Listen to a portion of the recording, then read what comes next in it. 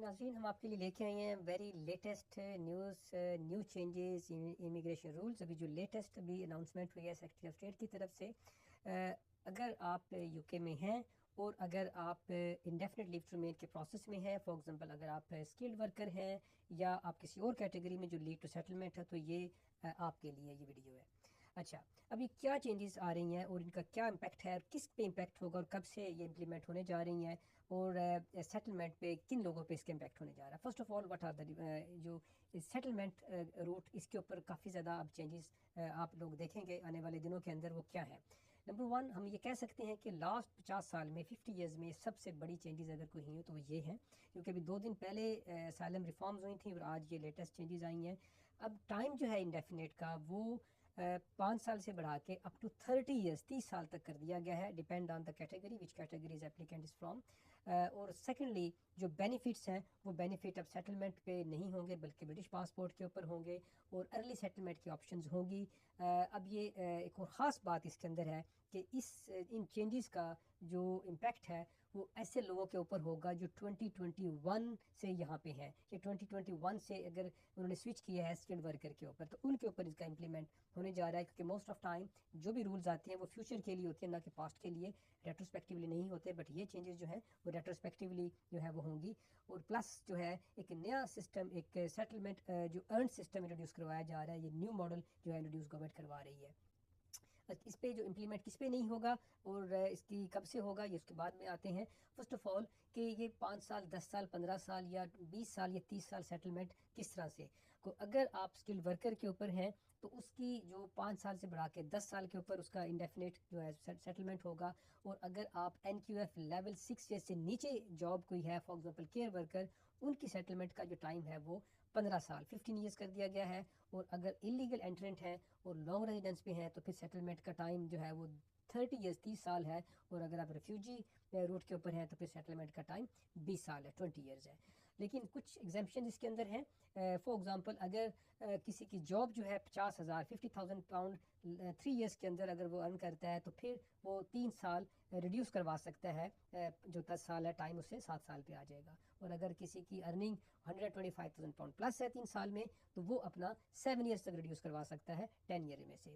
اور کچھ ایسے فیملی ممبر جو برٹش سٹیزنس کے ڈائریکٹ فیملی ممبر ہیں یا امیڈیٹ فیملی ممبرز ہیں، فار ایگزامپل وائف اور چلڈرن، وہ 5 ایئرز روٹ پہ ہی موسٹ پرابلی رہیں گے.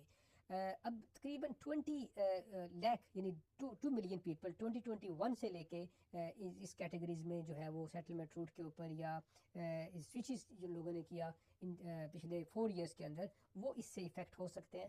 ہر وہ اپلیکینٹ جو اس کے پاس ابھی انڈیفینٹ لیو ٹو ریمین نہیں ہے، یا وہ اپلیکینٹ جن کے پاس ایو سیٹلمنٹ ہے، وہ بھی اس سے جو ہے وہ ان کو ایگزمپشن ہے. اور ایسے جو لوگ جو انڈیفینٹ کے اوپر ابھی نہیں آئے لیکن وہ ابھی ان کو 4 ایئرس یا کچھ منتھ ہو گئے ہیں، اس کے لیے میں بھی کچھ ٹرانزیشنل ارینجمنٹ اناؤنس کیا جائے، لیکن ابھی اس کی پوری طرح سے نیوز نہیں ہے اس چیز کے اوپر. اب یہ کب سے امپلیمنٹ ہونے جا رہا ہے؟ اس کی جو امپلیمنٹیشن ہے اس کا ایک پروسیجر ہے کہ مڈ فیب 2026 تک اس پہ کنسلٹیشن کمپلیٹ ہو جائے گی. اس کے بعد پھر پارلیمنٹ میں debate on then it will become a law after all assent. تو یہ موسٹ پرابلی ہم ازیوم یہ فور کاسٹ کریں کہ مڈ 2026 تک اس کی جو امپلیمنٹیشن ہو جائے گی. اور کن کے اوپر ہوگی؟ اس میں ایسے اسٹوڈنٹ جنہوں نے سوئچ کیا ہے اسکلڈ ورکر کے اوپر، یا انوویٹر جو کیٹیگری ہیں، یا انٹرپرینور کیٹیگریز ہیں، یا باقی کیٹیگری جو لیڈ ٹو سیٹلمنٹ ہیں، ان کے اوپر اس کا امپلیمنٹ جو ہے وہ ہونے جا رہا ہے. بینیفٹس کے لیے اسپیشلی کہ جو لوگ بینیفٹ جو ہے لیتے ہیں انڈیفینٹ کے اوپر، بینیفٹ جو ہے وہ پریکٹیکل اب نہیں رہے گا. اب جو بینیفٹس ہے وہ برٹش سٹیزنس کے لیے ہوگا یا جن کے پاس نیچرلائز سرٹیفکیٹ ہوگا.